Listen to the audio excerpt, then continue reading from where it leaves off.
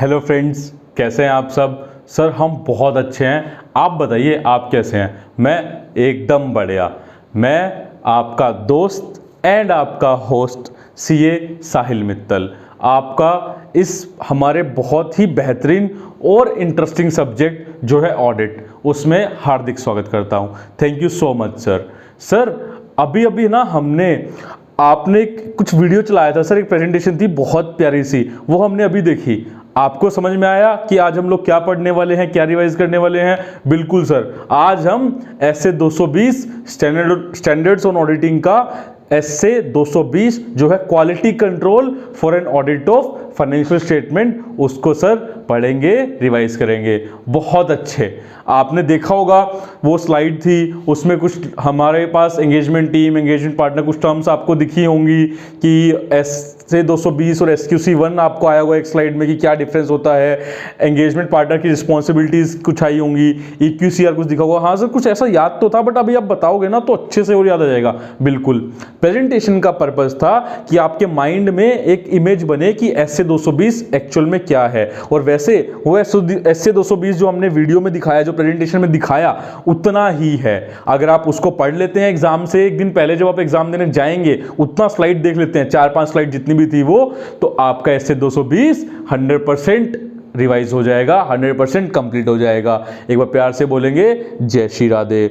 Sir क्या ये CA inter as well CA final दोनों लेवल के स्टूडेंट्स हम लोग देख सकते हैं क्या? हाँ जी, आप दोनों लेवल के स्टूडेंट्स इसको रेफर कर सकते हैं। ये inter as well as final दोनों के लिए इक्वली वैलिड है, और एज वेल एज ये स्टैंडर्ड भी इक्वली इंपॉर्टेंट है। बिल्कुल सर। तो सर आपने जो प्रेजेंटेशन बताई थी, क्या आप अभी उससे रिवाइज करवाओगे हमें पहले? हाँ जी, हम पहले उसमें आपको समझाते हैं कि वो प्रेजेंटेशन क्या थी, उसके बाद अपने जो ये नोट्स हैं, जो आपको स्क्रीन पर भी जो नोट्स दिख रहे हैं, इससे हम लोग फिर समझेंगे, पढ़ेंगे और रिवाइज करेंगे, और इसको जल्दी खत्म करेंगे। ठीक है, ज्यादा टाइम नहीं लेंगे क्योंकि स्टैंडर्ड बहुत छोटा है। और आपने अगर SQC1 पढ़ा हुआ है, जिसका मेरा ऑलरेडी वहां पे एक वीडियो भी है, और अदर वो ऑडियो रिकॉर्डिंग है, उसका हम वीडियो को डाल देंगे, आप उसको देखेंगे तो उसमें SQC1 100% कवर है। ऐसे 220 सेम पेज पे ही होता है। कैसे होता है, क्यों होता है, वो हम आपके साथ अभी शेयर करेंगे। ठीक है सर, चलिए सर स्टार्ट करते हैं हम। आप मजे लेना स्टार्ट कीजिए, और आपको इस चैनल में अगर मजा आ जाए तो इस वीडियो को प्लीज लाइक कर लेना, शेयर कर लेना, सब्सक्राइब कर लेना, और मुझे बताना जरूर कि आपको जो स्टार्टिंग का जो मेन प्रेजेंटेशन था वो कैसा लगा। ओवरऑल वीडियो भी बताना कैसा लगा। प्रेजेंटेशन एक नया तरीका था, हमने सोचा कि हम लोग यूज करते हैं, आपको रिवाइज करवाने में हेल्प होती है। अगर वो बेनिफिशियल रहा आपके लिए तो आप हमें प्लीज बताएं जरूर कि कैसा लगा, ताकि हम ऐसे यूनिक तरीकों से आपकी रिवीजन में हेल्प कर पाएं। डन है सर, बिल्कुल बताएंगे। आइए अब हम लोग देखते हैं। तो पहली स्लाइड आपके सामने ये थी, इसमें नाम लिखा हुआ है ऐसे 220 quality control for an audit of, ये इंपॉर्टेंट वर्ड है sir, for an audit of financial statement. Sir इस लाइन में है ना पूरा सार दिया हुआ है स्टैंडर्ड का। सर मतलब क्या है कि क्वालिटी को कंट्रोल करना है, क्वालिटी को हमें मेंटेन करना है जब हम ऑडिट करेंगे फाइनेंशियल स्टेटमेंट का। जब भी हम किसी फाइनेंशियल स्टेटमेंट का ऑडिट करेंगे, ऑडिट आपको पता है ना क्या होता है? इंडिपेंडेंट एग्जामिनेशन होता है किसी एंटिटी का। सर आप तो डेफिनेशन बता रहे हो। हाँ मतलब ऑडिट, क्योंकि मैं इसलिए बोल रहा हूं बिकॉज बाकी और तरीके के भी एंगेजमेंट होते हैं, जैसे आपका एश्योरेंस एंगेजमेंट होता है, जैसे आपका रिव्यू एंगेजमेंट होता है, जैसे आपका रिलेटेड सर्विसेज होता है। वहां पे ये स्टैंडर्ड नहीं लगेगा। ये स्टैंडर्ड का नाम क्या है? Standard on auditing. तो ये ऑडिट के ऊपर लगेगा ऐसे 220, और ऑडिट में जो क्वालिटी मेंटेन करनी है एक सीए फर्म को, जो एंगेजमेंट टीम जाएगी उसको, जो एंगेजमेंट पार्टनर है उसको, वो बोलता है ये स्टैंडर्ड कि कैसे करनी है, कितनी करनी है, किसकी रिस्पॉन्सिबिलिटी है, कब करनी है। तो क्वालिटी को मेंटेन करना है, कैसे करना है, कितना करना है, कौन करेगा, वो सारा कंटेंट, वो सारी बातें इस स्टैंडर्ड ने लिखी है। एक चीज बताओ, जैसे मैं आपको एग्जांपल देता हूं, जैसे आप लोग ये एक्सपेक्ट करते हो अपने क्लाइंट से कि उसके वहां पे इंटरनल कंट्रोल होने चाहिए, किसी भी क्लाइंट का आप ऑडिट करने जाओगे, किसी भी क्लाइंट को कोई भी सर्विस देने जाओगे, तो आप ये सोचते हो ना यार क्लाइंट पे इंटरनल कंट्रोल होनी चाहिए अच्छे, तब काम करने में मजा आएगा कि भाई इंटरनल कंट्रोल है अच्छे तो चीजें हमें ज्यादा मेहनत करने की जरूरत नहीं पड़ेगी, अदरवाइज आपको हर चीज में घुस घुस के चेक करना पड़ेगा। सर ऐसे ही क्लाइंट भी आपसे ये एक्सपेक्ट करता है कि आपकी फर्म जो उनको सर्विस दे उसमें क्वालिटी हो, तो वो क्वालिटी के स्टैंडर्ड एक सीए फर्म को अपनी फर्म में, एक एंगेजमेंट पार्टनर को अपनी टीम में इंश्योर करने पड़ते हैं, ताकि आप जो एंगेजमेंट परफॉर्म करोगे वो उन क्वालिटी स्टैंडर्ड्स को मीट करे। ठीक है, ताकि क्लाइंट को आपको जिस तरीके, जिस लेवल की सर्विस देनी है उस लेवल की आप सर्विस दे पाए। प्यार से बोलेंगे जय श्री राधे। सर ठीक है, हम लोग समझ गए कि क्वालिटी मेंटेन करना क्यों जरूरी है। जैसे क्लाइंट से हम लोग इंटरनल कंट्रोल एक्सपेक्ट करते हैं, वो हमसे क्वालिटी एक्सपेक्ट करता है कि हम जब क्वालिटी देंगे, मतलब एक तरीके से कंट्रोल हो गए हमारी फर्म के, जैसे क्लाइंट के पास अपने कंट्रोल हो गए, हमारी फर्म के अंदर क्वालिटी के कंट्रोल हो गए। सर बिल्कुल ठीक बोल रहे हो। अब ये देखो, मैं आपको ऐसे का जो हमने प्रेजेंटेशन समझी थी, देखी थी, उसको एक बार देखते हैं। ये देखो, ये सीए फर्म है। हाँ जी सर बिल्कुल, ये सीए फर्म है। आप लोग ये मानेंगे कि ये आप लोगों की सीए फर्म है, आप लोग प्रैक्टिसिंग चार्टर्ड अकाउंटेंट है जो प्रैक्टिस कर रहे हैं, आप लोगों की फर्म है ये। हाँ जी सर, हम चार्टर्ड बन गए सर। हाँ जी बिल्कुल, आप चार्टर्ड बन गए हो, जो कि आप बहुत जल्दी बनने वाले हो। मेरी बेस्ट विशेष आपके साथ हमेशा है, और आप ऐसे ही पढ़ते रहिए, समझते रहिए, रिवाइज करते रहिए, राधे राधे का नाम लेते रहिए। आपका सीए पहली बार में ही क्लियर होगा, जल्दी से जल्दी क्लियर होगा। कहने का मतलब है आप लोग अपनी सक्सेस स्टोरी बहुत जल्दी लिखेंगे अपने हाथों से। आप लोग इतनी मेहनत कर रहे हैं, अपने हाथों से आपकी सक्सेस स्टोरी लिखी जाएगी और पूरी दुनिया उसको याद रखेगी। बिल्कुल सर, हम लोग बहुत मेहनत करेंगे, बहुत मेहनत कर रहे हैं। तो ये आप लोगों की मेहनत का फल है, ये सीए फर्म आप लोगों की है। उसके बाद सर ये कौन है सर? Leadership team. आपने लीडरशिप टीम का मतलब क्या होता है सर? ये देखो, ये इस सीए फर्म के 3 लोग महारथी हैं। महारथी का मतलब सर एंगेजमेंट पार्टनर्स हैं। पार्टनर्स कौन है? जो इस फर्म के कर्ता धर्ता हैं, मालिक हैं इस सीए फर्म के, ये 3 लोग। ये देखो मल्टीटास्किंग कर रहा है, कितनी सारी चीजें एक साथ कर रहा है, ये पार्टनर ही कर सकता है। ये देखो भाई साहब एंजॉय भी कर रहा है। तो पार्टनर सब टाइप के पार्टनर है सर। तो आपकी सीए फर्म है और आप उसमें एक पार्टनर हो। ठीक है सर, हम पार्टनर हैं। इसको लीडरशिप टीम इसलिए बोलते हैं बिकॉज ये लीडरशिप रिस्पॉन्सिबिलिटी होती है इनके पास कि साइन करने की, ऑडिट जितने भी होंगे, जहां पे भी साइनिंग होगी वो ये लोग करेंगे। जितने भी मैनेजमेंट रिलेटेड डिसीजंस होंगे सीए फर्म के, वो ये सब लोग लेंगे। ठीक है, हाँ जी सर। अब ये देखो क्या हुआ, एक क्लाइंट है, वो क्लाइंट भागता भागता इस सीए फर्म के पास आया कि सीए फर्म हमारा ऑडिट कर दो। मतलब क्या कर दो? हमारा ऑडिट कर दो, आप ऑडिट की सर्विसेज प्रोवाइड कर दो हमें। आपने बोला हमारा तो काम ही है ऑडिट करना, हम लोग बिल्कुल ऑडिट करेंगे, हम लोग रेडी भी हैं ऑडिट करने के लिए। लेकिन तभी क्या हुआ, एक स्टैंडर्ड खड़ा हुआ था वहां पे जो देख रहा था क्लाइंट और सीए को। स्टैंडर्ड बोलता है सीए को, सीए साहब आप ऑडिट एक्सेप्ट मत करो, पहले मेरे को पढ़ लो, कंप्लाई कर लो। तो सीए ने देखा, अरे ऐसे 220, हाँ जी IMSA 220, आप मेरे को पढ़ो। उसमें लिखा हुआ है कि जब भी आप किसी क्लाइंट को एक्सेप्ट करेंगे या किसी एग्जिस्टिंग क्लाइंट को कंटिन्यू करेंगे तो उस केस में क्या रिक्वायरमेंट्स हैं जो आपको फुलफिल करनी है। सीए साहब आपकी फर्म को क्या फुलफिल करना है, क्या रिक्वायरमेंट फुलफिल करनी है, वो एक बार देख लेना, मेरे को पढ़ लेना। हमने बोला बिल्कुल ठीक बोल रहे हो। तो मैं आपको ये बता रहा हूं कि ऐसे 220 में ये चीज लिखी हुई है, जब भी कोई क्लाइंट आपके पास आता है ऑडिट एक्सेप्ट करवाने के लिए, मतलब ऑडिट का ऑफर लेकर के आता है कि ऑडिट कर दो आप हमारा, तो उस टाइम पे आपको देखना है कि वो क्लाइंट नया है या पुराना है। क्लाइंट अगर नया है तो उसको बोलते हैं acceptance of a new client. New client को आप एक्सेप्ट कर रहे हो, एक्सेप्टेंस बोलते हैं उसको। और अगर क्लाइंट पुराना है, उस केस में 2 चीजें हो सकती है। नंबर 1, आप उसी पुराने क्लाइंट को, मान लो आपने पिछले साल भी उसका ऑडिट किया था, इस साल आप फिर से ऑडिट कर रहे हो, या ऐसा हो सकता है पिछले साल आपने उसका ऑडिट किया था, इस बार आप उसको कोई और सर्विस दे रहे हो। ठीक है, नहीं आपने पिछले साल कोई और सर्विस दी थी, इस बार आप ऑडिट की सर्विस दे रहे हो। पिछले साल आपने और कोई सर्विस दी थी, आपने कोई एडवाइजरी सर्विस दी थी मान लो, या टैक्स रिलेटेड सर्विस दी थी, इस बार आप उसका ऑडिट कर रहे हो। तो एग्जिस्टिंग क्लाइंट का कोई नया काम आ रहा है ऑडिट का, या नया क्लाइंट आ रहा है आपका, या एग्जिस्टिंग क्लाइंट का ही ऑडिट फिर से आ रहा है, तो उस केस में सीए साहब आपको ऐसे 220 चेक करना है। वहां लिखा हुआ है कि क्या क्या प्रोसीजर्स, क्या क्या पॉलिसीज आपको रेफर करनी है कि आपने एक्सेप्ट करनी करने से पहले ऐसे एक्सेप्ट मत कर लेना आप। तो वो हम लोग इसके अंदर समझेंगे। मैं आपको इसका अभी समरी बता रहा हूं कि क्या क्या इसमें होगा। ठीक है सर, एक्सेप्टेंस के ऊपर कुछ बोलेगा स्टैंडर्ड? बिल्कुल बोलेगा। उसके बाद सर जब एक्सेप्ट कर लेंगे, आप एक्सेप्टेंस के बाद ही कहानी है, जब एक्सेप्ट कर लेगा ऑडिट एक क्लाइंट का सीए फर्म या कंटिन्यू करने का एग्री कर लेगा, उसके बाद वो क्या करता है, अपनी एक टीम बनाता है जिसमें पार्टनर होता है और बाकी मेंबर्स होते हैं टीम में। ये देखो यहां पे ये मल्टीटास्किंग कर रहा है, इतने सारे काम कर रहा है, तो इसको बोलते हैं पार्टनर। और वो ऑडिट क्या है, हमारी एंगेजमेंट है, तो उसको क्या बोलेंगे, एंगेजमेंट पार्टनर, जिसके लिए वो असाइन हुआ है। एक चीज बताओ, क्या तीनों पार्टनर को हम असाइन कर देंगे क्या एक ही ऑडिट करने के लिए? नहीं सर, एक ही पार्टनर को तो भेजेंगे। बिल्कुल, तो ये एक पार्टनर चला गया।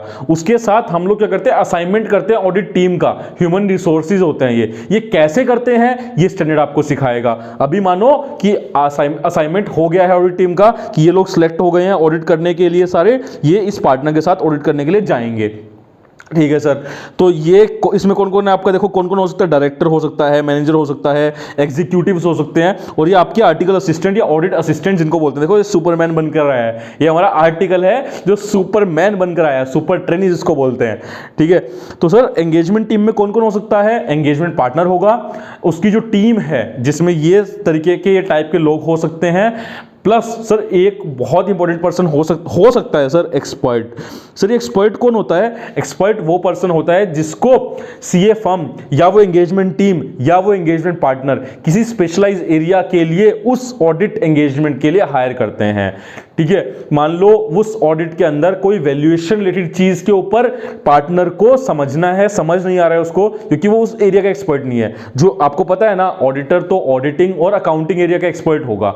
मान लो टैक्स रिलेटेड कोई इशू है या कोई वैल्यूएशन रिलेटेड इश्यूज है, मान लो स्टॉक मार्केट में कंपनी डील करती है तो सिक्योरिटीज से रिलेटेड कुछ इश्यूज आ रहे हैं, तो उस फील्ड का वो एक्सपर्ट अपॉइंट करेंगे और उससे उसका एक्सपर्टीज यूज करेंगे, अपना प्रोसीजर परफॉर्म करवाएंगे उससे, उसको बोलेंगे प्रोसीजर परफॉर्म करके दो और हमें बता करके दो कि ये चीजें ठीक है या नहीं है इस अमाउंट से रिलेटेड जो फाइनेंशियल स्टेटमेंट में है।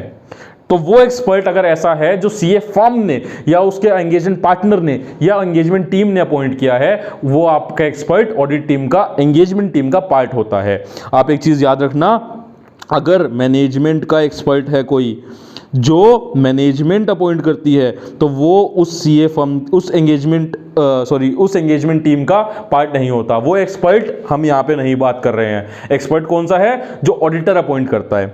ठीक है सर, नीचे मैंने नोट भी दे दिया, आप देख सकते हैं। उसके बाद सर इस स्टैंडर्ड के ऑब्जेक्टिव क्या है? इस स्टैंडर्ड के दो ऑब्जेक्टिव है सर। पहला ऑब्जेक्टिव है कि आप जो ऑडिट एक्सेप्ट कर रहे हो और उसमें एंगेजमेंट पार्टनर, इसमें आप चीज याद रखना है वाली कि हर जगह आपको दिखेगा एंगेजमेंट पार्टनर रिस्पॉन्सिबल है।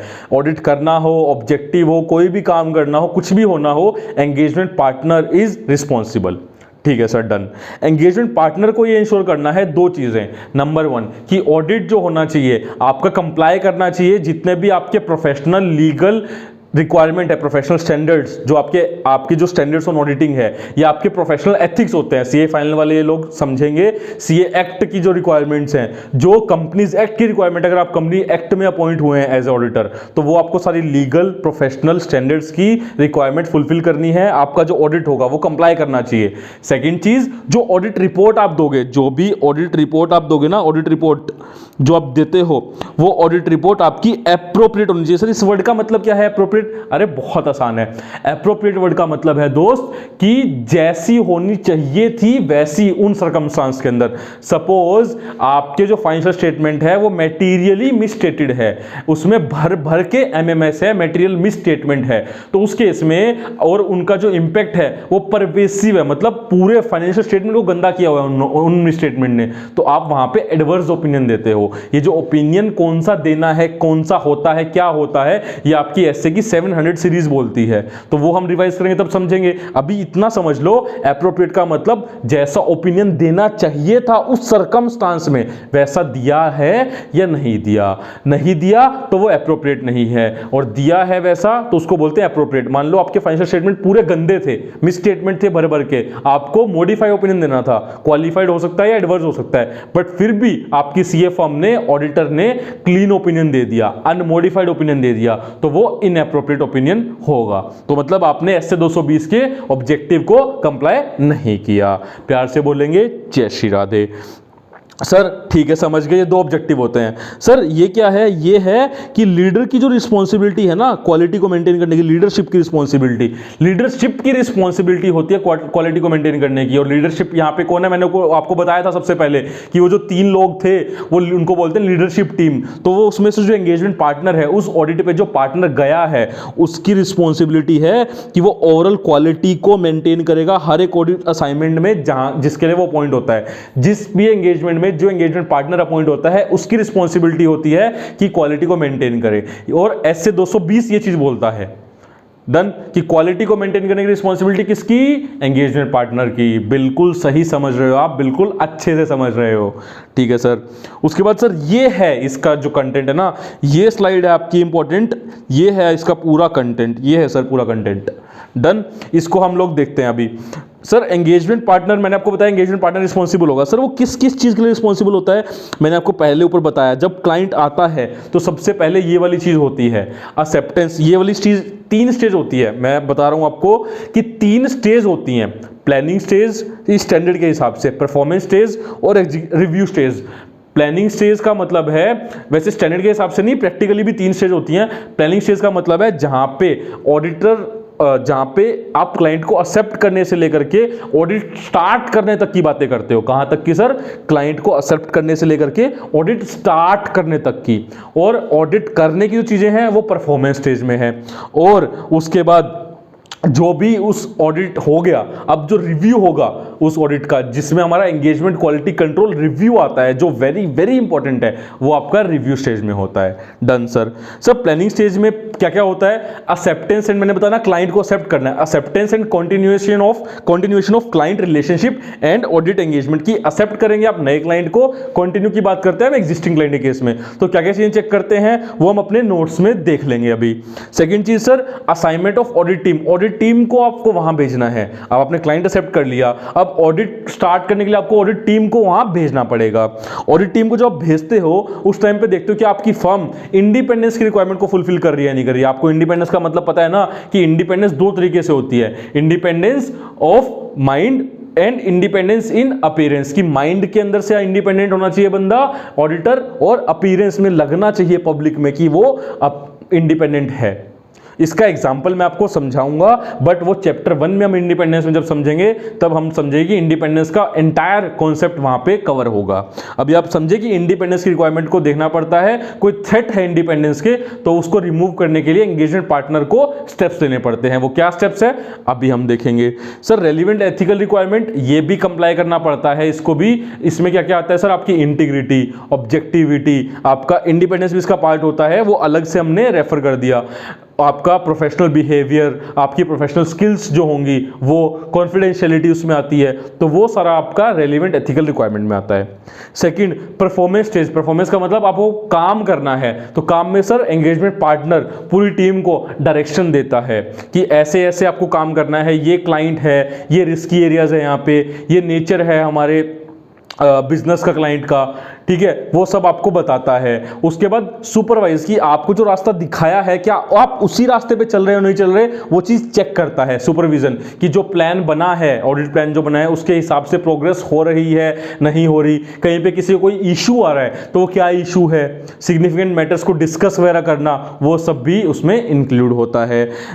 उसके बाद सर उसमें होता है रिव्यू। रिव्यू में क्या होता है सर, रिव्यू में होता है आपका कि वो आपके काम को रिव्यू करता है एंगेजमेंट पार्टनर। इसमें क्या होता है, रिव्यू अलग अलग लेवल पे होता है। अगर आप बिग 4 में देखोगे या आप कोई बहुत बड़ी फर्म में देखोगे तो वहाँ डिफरेंट लेवल्स पे रिव्यू होते हैं, कि अगर आर्टिकल है उसका रिव्यू उससे जो ऊपर का जो स्टाफ है, जो आपका एग्जीक्यूटिव, वो करेगा।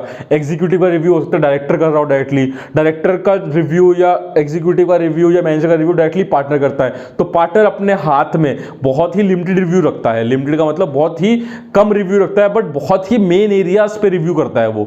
तो ऐसे करके रिव्यू का आपका मैकेनिज्म होता है, रिव्यू किया जाता है और देखा जाता है आपने जो काम किया है एंगेजमेंट टीम ने, क्या वो एज पर कंपनी के, जो सीए फर्म है उसके स्टैंडर्ड्स के हिसाब से जैसे ऑडिट करना चाहिए, जो लिखा हुआ है सीए फर्म में, वैसे किया है या नहीं किया।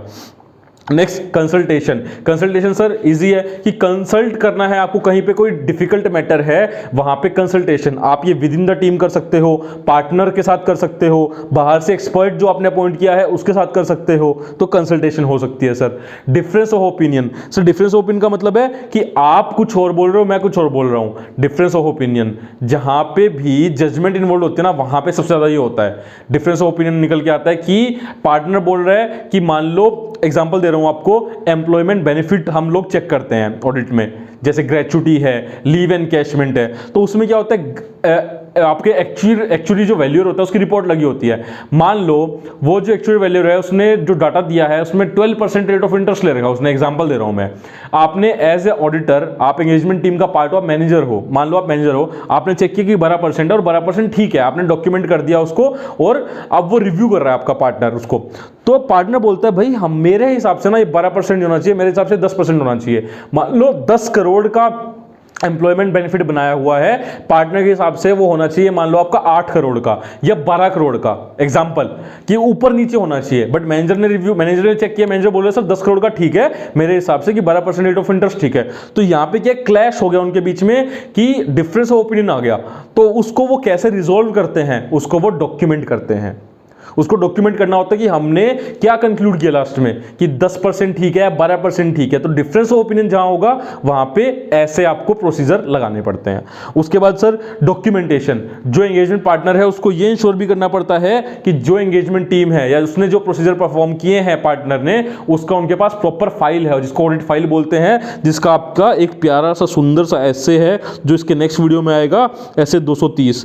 तो उसके हिसाब से आपने डॉक्यूमेंटेशन की है या नहीं की। बिकॉज अगर आपने डॉक्यूमेंटेशन किसी चीज का नहीं किया ऑडिट में, तो ध्यान रखना आपने वो काम नहीं किया। ऑडिट में सिंपल सा फंडा है दोस्त, डॉक्यूमेंटेशन नहीं तो काम नहीं किया, सीधी बात है। कोई भी चीज आप करो, अगर आप सांस भी लेते हो ना ऑडिट में, तो उसका भी डॉक्यूमेंटेशन कर लो, ये बोला जाता है। तो documentation is very very important, उसके बिना कुछ नहीं है आपका ऑडिट। उसके बाद सर मॉनिटरिंग। मॉनिटरिंग का मतलब है ये चीज चेक करना कि हमने जो क्वालिटी कंट्रोल के स्टैंडर्ड्स हमारे थे उसको परफॉर्म कितना किया, वो जो डिजाइन हुए थे, जो इंप्लीमेंट हुए थे, उसको हम मॉनिटर करते हैं कि उसमें कुछ इश्यूज थे, कितना हमने अचीव किया, उसमें चेंजेस कुछ करने हैं, तो वो सब हम मॉनिटर करते हैं। हम मतलब एंगेजमेंट पार्टनर की अगेन रिस्पॉन्सिबिलिटी होती है उस ऑडिट में। डन है सर। उसके बाद रिव्यू स्टेज। रिव्यू स्टेज में सर आपका मेन जो आता है वो आता है, एक वर्ड आता है EQCR, engagement quality control reviewer. Sir ये होता कौन है, ये क्या भला है सर? ये आपका engagement quality control reviewer. Sir ये कौन होता है?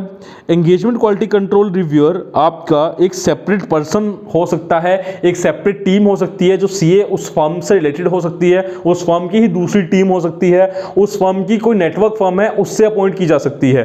तो ये वो टीम होती है जो आपने ऑडिट किया है, जो इस एंगेजमेंट टीम ने किया है, उसको चेक करती है कि वो ऑडिट सही हुआ है या नहीं हुआ।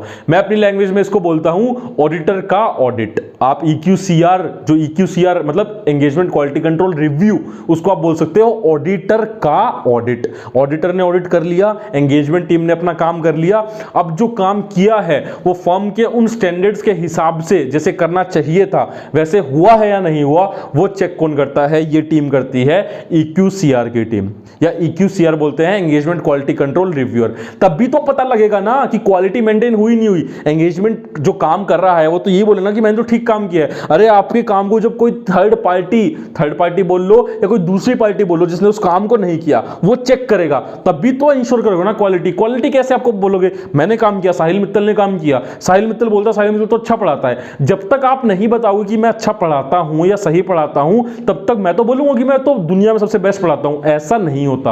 आप अपने काम को थोड़ी ना रिव्यू करने बैठ जाओगे।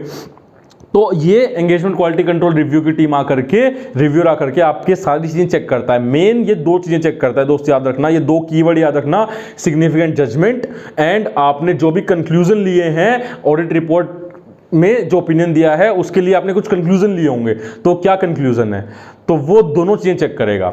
ये और क्या चेक करता है सर? ये आपकी जो प्रपोज ऑडिट रिपोर्ट है, बिकॉज ये जब तक engagement quality control review complete नहीं होगा तो उससे पहले ऑडिटर जो है, एंगेजमेंट पार्टनर जो है, ऑडिट रिपोर्ट साइन नहीं कर सकता। उसके बाद ही करेगा ना, बिकॉज रिव्यू में क्या होता है, कुछ चीजें हो सकती है निकल कर के आए कि आपने हो सकता है मटेरियलिटी का कुछ प्रोसीजर लगाया हो, मटेरियलिटी निकाली हो, उसमें कुछ चीजें चेंज करनी हो, आपकी कुछ रिक्वायरमेंट्स थी जो आपकी फर्म के हिसाब से आपको फुलफिल करनी थी ड्यूरिंग ऑडिट, बट आपने नहीं की और वो एंगेजमेंट क्वालिटी कंट्रोल रिव्यूअर ने आपको बताया कि करनी है, तो आप उसको पहले फुलफिल करेंगे, फिर आप ऑडिट आपका कंप्लीट होगा, उससे पहले नहीं होगा। तो ऑब्वियसली आपकी ऑडिट रिपोर्ट की date engagement quality control reviewer जब कर लेगा रिव्यू, उसके बाद की होती है। तो प्रपोज जो आप ऑडिट रिपोर्ट देने वाले हो वो आप बना देते हो, उसको भी वो चेक करता है। आपके फाइनेंशियल स्टेटमेंट को जो क्लाइंट है उसके फाइनेंशियल स्टेटमेंट को चेक करता है। सिग्निफिकेंट मैटर्स पे वो engagement partner as well as engagement team से डिस्कशन करता है। सर उसके अलावा क्या कर सकता है वो, उसके अलावा अदर मैटर्स भी वो रिव्यू कर सकता है सर, जैसे इंडिपेंडेंस की रिक्वायरमेंट आपकी फर्म ने फुलफिल की है नहीं की, आपकी टीम ने फुलफिल की है उस ऑडिट के लिए या नहीं की। उसके अलावा आपने जो डॉक्यूमेंटेशन किया है एंगेजमेंट टीम, वो भी दिखा दो क्या डॉक्यूमेंटेशन किया है, क्या वो स्टैंडर्ड के हिसाब से है, क्या वो फर्म की पॉलिसी एंड प्रोसीजर के हिसाब से है या नहीं है, तभी तो क्वालिटी इंश्योर होगी। उसके अलावा और भी जितने भी चीजें कि एंगेजमेंट टीम ने, एंगेजमेंट पार्टनर ने रिस्क को कैसे असेस किया, मटेरियलिटी कैसे निकाली, जितने भी स्टैंडर्ड्स है ना वो सारे लगा देता है उसके अंदर। मैं आपको एग्जांपल दिखाऊंगा प्रैक्टिकली कि प्रैक्टिकल ये वर्क पेपर बनता है जो कि बहुत बड़ा होता है और हर एक पॉइंट उसमें मेंशन होता है। Almost every standards on auditing का उसमें पॉइंट मेंशन होगा जो एंगेजमेंट क्वालिटी कंट्रोल रिव्यू आकर के रिव्यू करता है। डन सर, ये था आपका। उसके बाद एक चीज रह गई, एंगेजमेंट क्वालिटी कंट्रोल रिव्यूअर भी अपनी डॉक्यूमेंटेशन करता है कि उसने क्या चेक किया, कितना चेक किया, ठीक है, और उसको उसमें क्या मिला, उसने क्या रिव्यू करके दिया उसके अंदर। कहीं पे उसको लगा कि इश्यूज थे, चैलेंजेस थे, तो कहीं पे मैटर्स पे, सिग्निफिकेंट मैटर्स पे उसने डिस्कशन की थी। हो सकता है उसके और एंगेजमेंट पार्टनर के कुछ डिफरेंस ऑफ ओपिनियन आ गए हो, क्लैशेज हो गए हो, तो उसको उसने कैसे रिजोल्व किया, उसको वो अपना भी डॉक्यूमेंटेशन करता है। तो वैसे ये स्टैंडर्ड जो है ना दोस्त, ये दो लोगों की रिस्पॉन्सिबिलिटी बोलता है एक्चुअल में, एंगेजमेंट पार्टनर की as well as engagement quality control reviewer की। प्यार से बोलेंगे जय श्री राधे। सर अब ये क्या है लास्ट में, ऐसे 220 वर्सेस SQC1। SQC1 अगर आपको नाम पता होगा कि क्वालिटी कंट्रोल जो है SQC1 के हिसाब से, स्टैंडर्ड का नाम ही है standard on quality control, but ये जो स्टैंडर्ड है ये सारी एंगेजमेंट पे लगता है, ऑडिट हो, रिव्यू हो, आपका एश्योरेंस हो या रिलेटेड सर्विस हो। नाम इसका ऐसा है, क्वालिटी कंट्रोल फॉर फर्म, जो परफॉर्म करती हैं आपकी audit, review, assurance, related services, उन सब के ऊपर लगता है। मतलब यत्र तत्र सर्वत्र, हर जगह हम हैं, कहने का मतलब हर जगह पे हम हैं। SQC1 ये बोलता है कोई भी एंगेजमेंट है CA फर्म तू करेगी तो मैं वहां पे रहूंगा, SQC1 ये बोलता है। और ऐसे 220 बोलता है हे CA फर्म जब जब तू ऑडिट करेगी मैं तब तब तेरे साथ रहूंगा। तो इसमें ये डिफरेंस है, दोनों ही स्टैंडर्ड क्वालिटी इंश्योर करने के लिए बोलते हैं। मेन डिफरेंस जो है ये डिफरेंस नहीं है, ये तो सिमिलैरिटी हो गई। उसके बाद ये है, ये ऑडिट एंगेजमेंट के लिए, खाली ऑडिट करने के लिए है ये स्टैंडर्ड आपका। ऑडिट करोगे, क्वालिटी कैसे करना, कितना करना, कौन करेगा, वो ये स्टैंडर्ड बोलता है SA 220। और बाकी जितनी भी एंगेजमेंट करते हो, ऑडिट करो चाहे रिव्यू करो, एश्योरेंस करो, रिलेटेड सर्विस आप दो, SQC1 लगता है। और इसका कंटेंट जो आप, कंटेंट भी मैं आपको दिखा दूंगा। SQC1 में जितने पॉइंट्स हैं आपके, जितने भी एलिमेंट्स हैं SQC1 के, वो सारे का सारा कंटेंट आपका SA 220 के अंदर है, सारा सारा, और कम है उसमें बल्कि कंटेंट। इसमें सर एक और मेन चीज है, SA 220 में आप जहां जहां भी बार बार देखोगे एंगेजमेंट पार्टनर लिखा हुआ है, engagement partner is responsible, engagement partner को ये करना है, एंगेजमेंट पार्टनर की ये लाइबिलिटी है, रिस्पॉन्सिबिलिटी है। और ये जो बोलता है ये मैनेजिंग पार्टनर, या आप बोल सकते हो डायरेक्टली फर्म के लिए बोलता है कि फर्म के अंदर ऐसे पॉलिसीज होनी चाहिए, फर्म के अंदर ऐसे प्रोसीजर होने चाहिए, फर्म को ये चीज चेक करनी है। तो ये एक डिफरेंस है इसके अंदर, ये फर्म लेवल पे बात करता है और ये पार्टनर लेवल के लिए बोलता है। ये यही बोल रहा है, ये पार्टनर को जनरली एड्रेस करता है और ये एक CA फर्म को एड्रेस करता है। तो ये है आपका SA 220 वर्सेस SQC1 का एक छोटा सा कंपैरिजन। सर ये हो गया हमारा, हाँ जी ये तो हो गया। अब हम देखते हैं कि हमारे मेन बुक के अंदर से हमने जहां जहां जो चीजें अभी छोड़ी थी, कि हमने समझा था ना एक्सेप्टेंस कैसे होगा, क्या फैक्टर्स हम चेक करेंगे, ठीक है, असाइनमेंट ऑफ वर्क टीम कैसे होगा, वो सब हम अब चीज़ देखने वाले हैं। तो ये देखिए आपके सामने फिर से नोट्स आ गए हैं, पूरे कलरफुल और प्यारे से नोट्स हैं। आपको पसंद आए तो आप रेफर कर सकते हैं, अदरवाइज आपके पास जो नोट्स अवेलेबल हैं, मैं चेंज करने के लिए नहीं बोलूँगा अब आपको, बिकॉज एग्जाम आ गए हैं आपके, आप बहुत बार पढ़ चुके हो उनको, बहुत बार रीड कर चुके होंगे उनको, तो आप उनको भी रेफर कर सकते हैं। आपका स्टैंडर्ड 100% कवर हो जाएगा। सर ठीक है, ये स्कोप आपने दे दिया। देखो मैंने आपको दोनों ऑब्जेक्टिव बता दिए, आप चेक करते हैं ना मेरे साथ कि मैंने आपको दोनों ऑब्जेक्टिव बता दिए। हाँ जी सर, हमने दोनों ऑब्जेक्टिव देख लिए कि कंप्लाई करना स्टैंडर्ड्स के साथ, लीगल रिक्वायरमेंट के साथ, और ऑडिट रिपोर्ट इशू जो होगी वो एप्रोप्रिएट होनी चाहिए उस सर्कमस्टांस के अंदर, कि अगर क्वालिफाइड, अगर मॉडिफाइड देनी थी तो मॉडिफाइड होनी चाहिए, और क्लीन देनी थी, अनमॉडिफाइड देनी थी तो अनमॉडिफाइड आपको देनी है। उसके बाद सर ये देखो यहाँ पे लिखा भी हुआ है, ये स्टैंडर्ड का जो बेस है ना वो आपका SQC1 है। SQC1 इस स्टैंडर्ड का SQC1 आपका एक तरीके से बेस लिया हुआ है इन लोगों ने। उसके बाद सर उसमें आपके पास है ये चीज़ सेम, ये सारे पॉइंट्स हैं जो यहाँ पे लिखे हुए हैं। सर लीडरशिप रिस्पॉन्सिबिलिटी, सर आपने वहाँ बताया था लीडरशिप रिस्पॉन्सिबिलिटी किसकी होती है, एंगेजमेंट पार्टनर की होती है, इंश्योर करना कि क्वालिटी मेंटेन रहे ऑडिट के अंदर। Okay sir. उसके बाद सर रेलिवेंट एथिकल रिक्वायरमेंट, यहाँ पे आप लिख सकते हो कि रेलिवेंट एथिकल रिक्वायरमेंट में आपका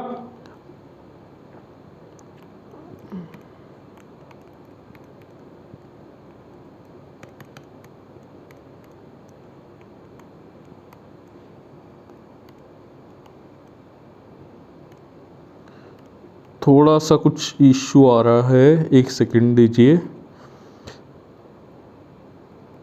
सर। क्या क्या होता है सर, इंटीग्रिटी, इंटीग्रिटी सर, इसके अलावा ऑब्जेक्टिविटी भी इसका पार्ट होता है। ऑब्जेक्टिविटी, आपका इंडिपेंडेंस आप बोल सकते हो, वैसे इंडिपेंडेंस अलग से हमने दिया हुआ है तो वहाँ पे कवर कर लेंगे। आप बोल सकते हो professional behaviour, sir professional competence, काम करना आना चाहिए, एंड आपका कॉन्फिडेंशियलिटी।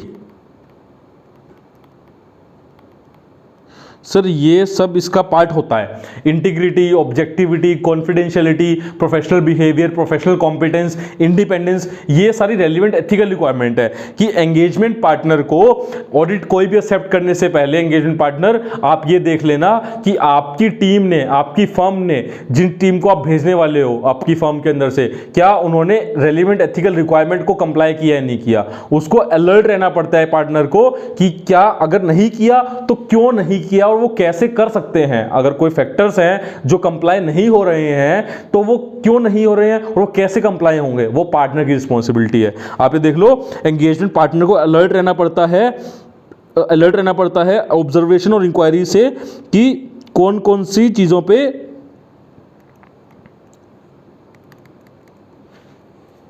वो कंप्लाई नहीं कर रहा है। मतलब उसकी टीम, आपको ये देखना है कि एविडेंस, पार्टनर को ये देखना होता है कि उसकी टीम में उसको चेक करना है कि नॉन कंप्लायंस कोई तो नहीं है एथिकल रिक्वायरमेंट से, अगर है तो क्या नॉन कंप्लायंस है, उसको अलर्ट रहना पड़ता है। उसके बाद अगर उसको लगता है कोई मैटर उसके सामने आया है जो जहां पे उसकी अटेंशन रिक्वायर्ड है, जहां पे भी उसकी अटेंशन रिक्वायर्ड है, तो वहां पे उसको कंसल्ट करना पड़ता है और एप्रोप्रिएट एक्शन देखना पड़ता है। मतलब सर कहने का मतलब ये है कि इन केस अगर कोई भी एथिकल रिक्वायरमेंट कंप्लाई नहीं है तो एंगेजमेंट पार्टनर रिस्पॉन्सिबल होगा।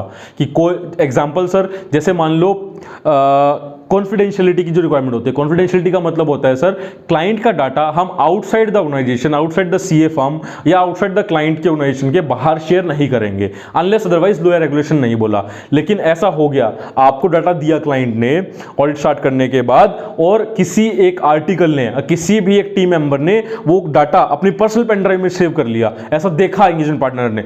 एग्जांपल दे रहा हूं, जो नॉर्मल एग्जांपल है, पर्सनल पेन ड्राइव में सेव कर लिया उन्होंने, ऐसा अलाउड नहीं होता।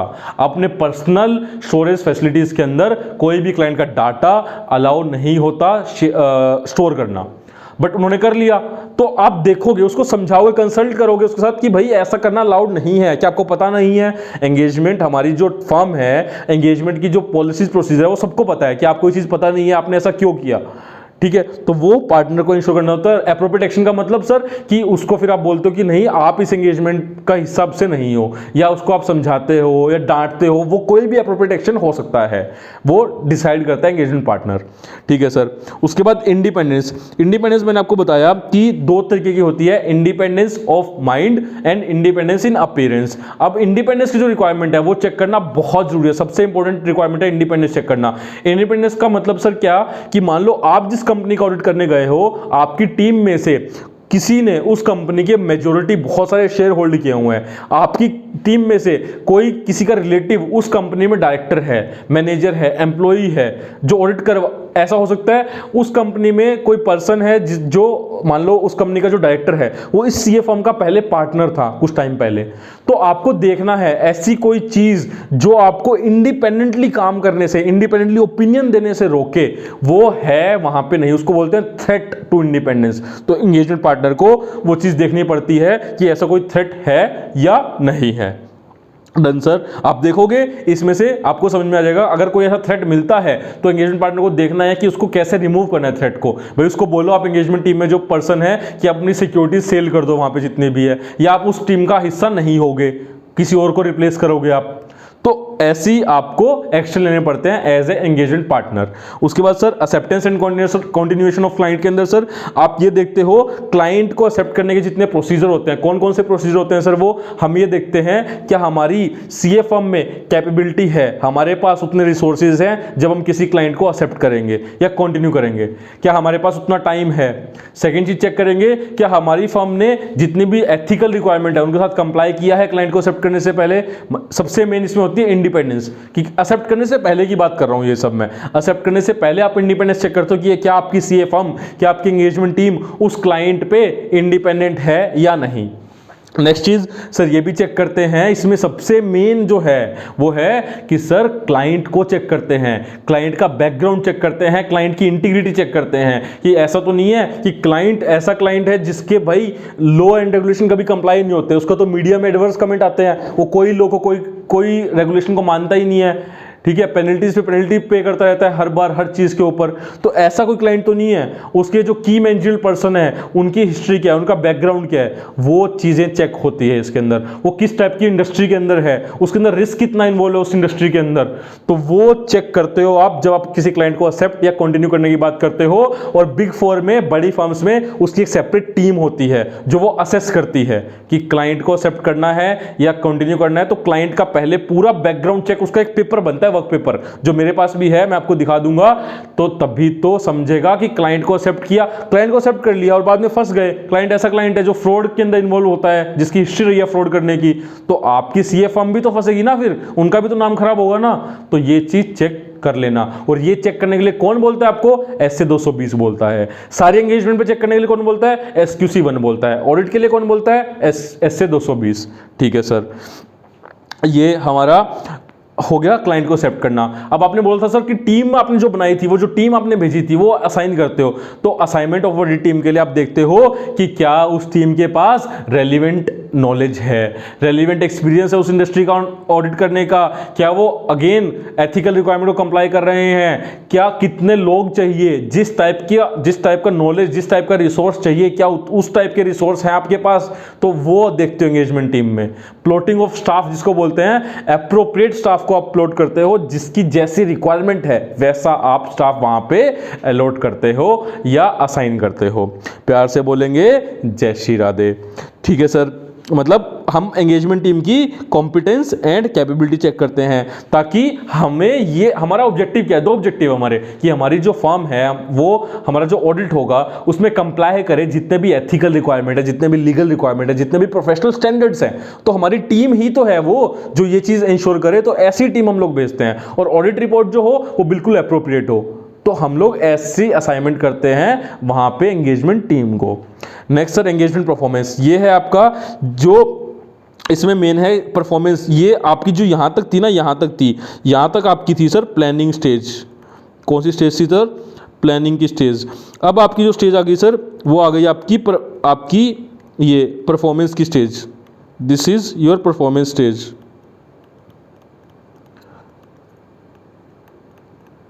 परफॉर्मेंस स्टेज, अब आपको परफॉर्म करना है, अब आपको मैच खेलना है, अब आपने क्लाइंट एक्सेप्ट कर लिया, टीम भेज दी। अब वहाँ टीम क्या करेगी?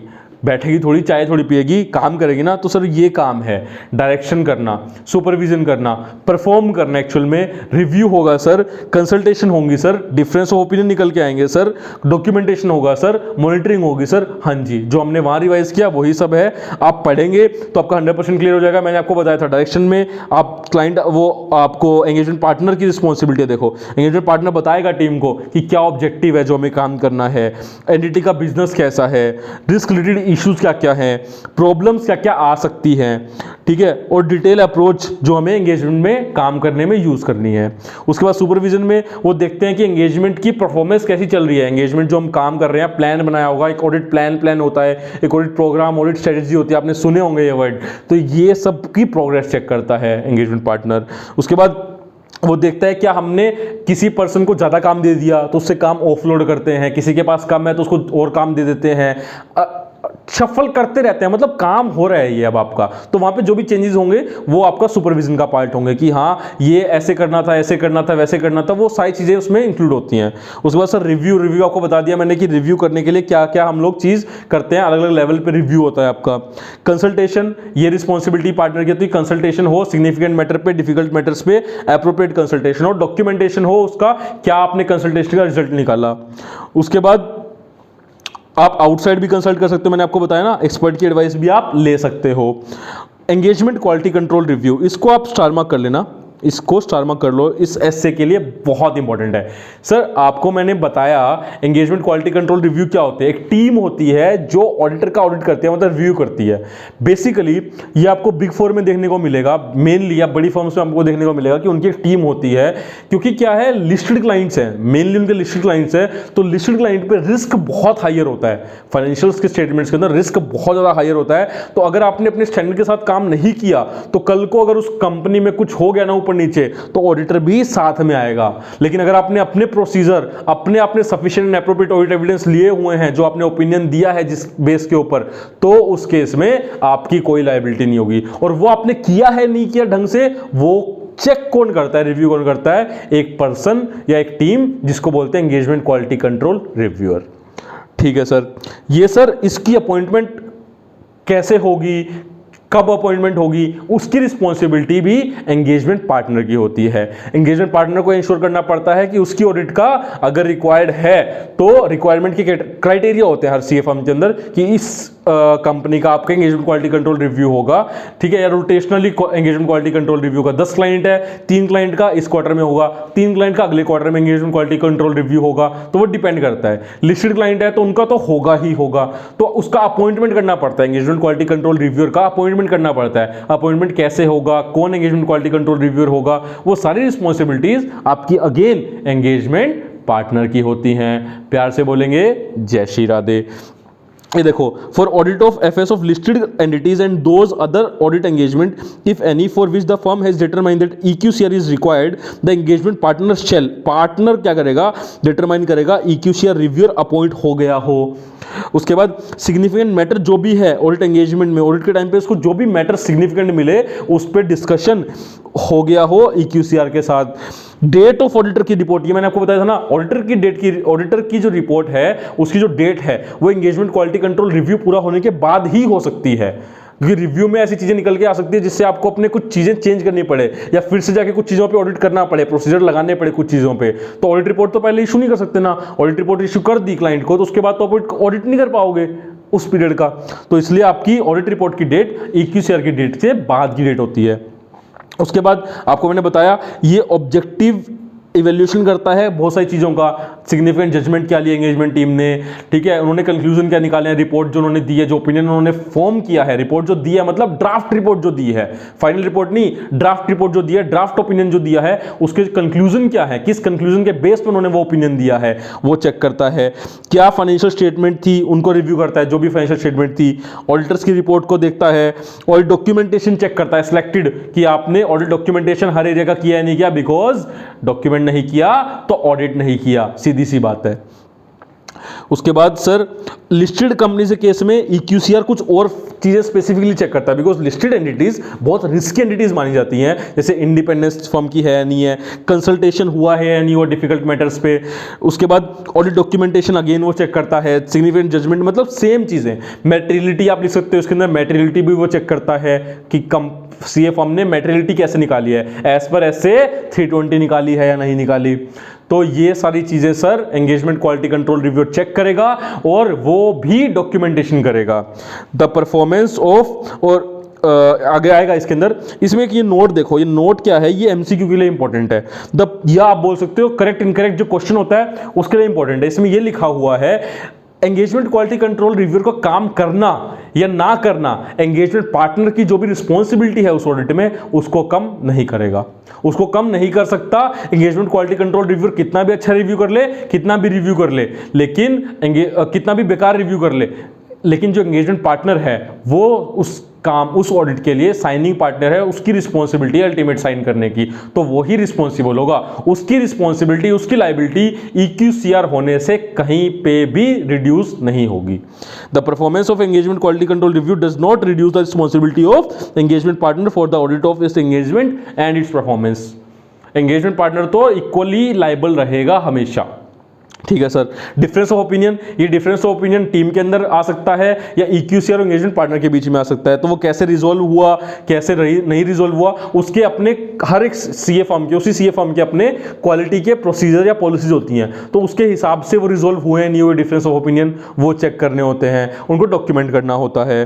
उसके बाद मॉनिटरिंग में मैंने आपको बताया था ना कि जो क्वालिटी कंट्रोल है क्या वो रेलिवेंट है, क्या वो एडुकेट है और क्या वो ऑपरेट कर रहे हैं इफेक्टिवली। रेलिवेंट का मतलब जो होना चाहिए था वही, एडुकेट का मतलब जितने होने चाहिए थे उतने ही, और ऑपरेट इफेक्टिवली का मतलब जब काम कर रहे हैं या नहीं। एग्जांपल सर मैं इसका एक लेमैन एग्जांपल देता हूं। एटीएम है, सिक्योरिटी गार्ड है, एटीएम में चोरी हो गई, अरे सिक्योरिटी गार्ड का होना सर रेलिवेंट कंट्रोल है और एडुकेट कंट्रोल भी है कि सिक्योरिटी गार्ड है, बहुत है, मतलब बहुत है। आप सीसीटीवी भी लगा सकते हो, एडुकेसी और इंश्योर कैसे करोगे, सीसीटीवी भी लगवा सकते हो, तो एडुकेसी बढ़ गई। लेकिन जिस टाइम पे चोरी हुई उस टाइम पे उस सिक्योरिटी गार्ड का वहां ना होना मतलब वो कंट्रोल ऑपरेट नहीं किया इफेक्टिवली, तो फायदा नहीं हुआ कुछ। तो आपने कंट्रोल बना दिया, आपने पॉलिसी बना दी इंडिपेंडेंस के रिगार्डिंग, ठीक है, टीम को कैसे असाइन कर रहे हो उसके रिगार्डिंग, क्लाइंट को कैसे एक्सेप्ट करना है उसके रिगार्डिंग, क्या वो पॉलिसीज इनफ हैं, पहले तो ये देखो, हाँ जी इनफ है, क्या वो अब एक्चुअल में ऑपरेट हुई उस असाइनमेंट पे, उस ऑडिट के ऊपर या नहीं,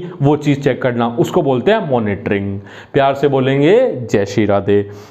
सर एक क्वेश्चन और है जो एग्जाम में बन सकता है करेक्ट इनकरेक्ट के अंदर, कि अगर डेफिशिएंसी है इंटरनल कंट्रोल के अंदर, अगर सॉरी क्वालिटी कंट्रोल सिस्टम के अंदर अगर फर्म के डेफिशिएंसी है तो उसका क्या इंपैक्ट होता है। A deficiency in the firm system of quality control does not necessarily indicate that a particular audit engagement was not performed in accordance with professional standard, regulatory and legal requirement और that the report was not appropriate. अगर कोई deficiency है ना दोस्त, अगर आपके quality control में कहीं पे कोई डेफिशिएंसी है, उसका मतलब ये कतई नहीं है, ये नहीं होता कि वो जो ऑडिट हुआ है वो प्रॉपर नहीं हुआ, वो प्रोफेशनल स्टैंडर्ड के हिसाब से नहीं हुआ और जो रिपोर्ट इश्यू हुई है वो एप्रोप्रिएट नहीं है, ऐसा मतलब नहीं होता। डेफिशिएंसी हो सकती है, डेफिशिएंसी जब होंगी तो एंगेजमेंट पार्टनर क्या करता है, एप्रोप्रिएट एक्शन लेता है, कंसल्ट करता है टीम में, फर्म में, और वो डेफिशिएंसी को रिमूव करवाता है। प्यार से बोलेंगे जय Shri Radhe. Documentation sir, documentation ये ऑडिटर को डॉक्यूमेंट करना है और ये एंगेजमेंट क्वालिटी कंट्रोल रिव्यूअर को डॉक्यूमेंट करना है। आप पढ़ सकते हो, बिल्कुल आसान है। क्या इश्यूज मिले, क्या कंक्लूजन उन्होंने निकाले, इंडिपेंडेंस रिक्वायरमेंट के रिगार्डिंग कंप्लाई किया नहीं किया, ठीक है, क्लाइंट को एक्सेप्ट करने और कंटिन्यू करने के रिगार्डिंग क्या कंक्लूजन निकाले उसका डॉक्यूमेंटेशन, ठीक है, कंसल्टेशन कुछ की है तो उसका डॉक्यूमेंटेशन, ऐसे ही EQCR का उसने क्या प्रोसीजर परफॉर्म किए उसका डॉक्यूमेंटेशन होता है, उसका डॉक्यूमेंटेशन, और उसने कंप्लीट कर लिया EQCR ये डॉक्यूमेंट करता है ऑडिट रिपोर्ट से पहले वो। और अगर कोई अनरिजोल्व मैटर है जिसका EQCR को आइडिया नहीं है तो वो भी वो चीज डॉक्यूमेंट करता है। उसके बाद एक और नोट देखो, जितने भी नोट है ना ये सारे क्वेश्चन बन सकते हैं करेक्ट इनकरेक्ट, तो ये बहुत डीप डाउन स्टडी करके मैंने यहाँ पे डाले हैं।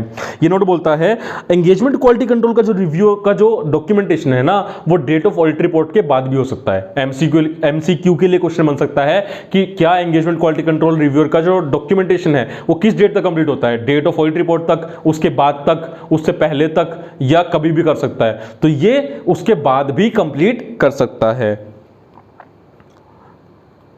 ठीक है, तो जो कि नॉर्मली 60 डेज की रिक्वायरमेंट होती है। अगर आप ऐसे 230 पढ़ोगे या SQC 1 पढ़ोगे तो ऑडिट रिपोर्ट के 60 डेज के अंदर अंदर भी 60 डेज का टाइम मिलता है एंगेजमेंट टीम को, तो वो उतने ही डेज में एंगेजमेंट क्वालिटी कंट्रोल रिव्यूअर भी अपना डॉक्यूमेंटेशन कंप्लीट कर सकता है।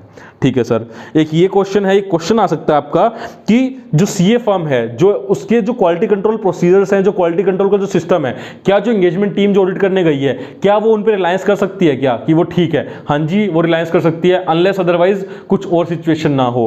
क्या क्या चीजों पर रिलायंस कर सकती है कि फर्म के अंदर जो पर्सनल है, जो भी पर्सनल अपॉइंट हुए एंगेजमेंट टीम में वो कॉम्पिटेंट है, उनके पास एडुकेट रेलिवेंट ट्रेनिंग्स हैं, सारी फॉर्मल ट्रेनिंग्स हैं। ठीक है, इंडिपेंडेंस की रिक्वायरमेंट को फुलफिल कर रहे हैं वो लोग, क्लाइंट की रिलेशनशिप को जो मेंटेन करना है, एक्सेप्टेंस या कंटिन्यू करने की, वो उन्होंने वैसे ही प्रोसीजर परफॉर्म करके मेंटेन की है। उसके बाद रेगुलेटरी या लीगल रिक्वायरमेंट जो है वो उन्होंने फुलफिल की है। तो ये चीजें सारी एंगेजमेंट टीम रिलाई कर सकती है कि ये क्वालिटी कंट्रोल की जो चीजें हैं ये आपकी सही हैं, रिलायंस कर सकते हो आप उसके ऊपर एज ए एंगेजमेंट टीम। ठीक है सर, तो ये सर इतना ही स्टैंडर्ड है। हाँ जी, ये देखोगे आपका पूरा स्टैंडर्ड खत्म हो गया, ये इतना ही स्टैंडर्ड है आपका।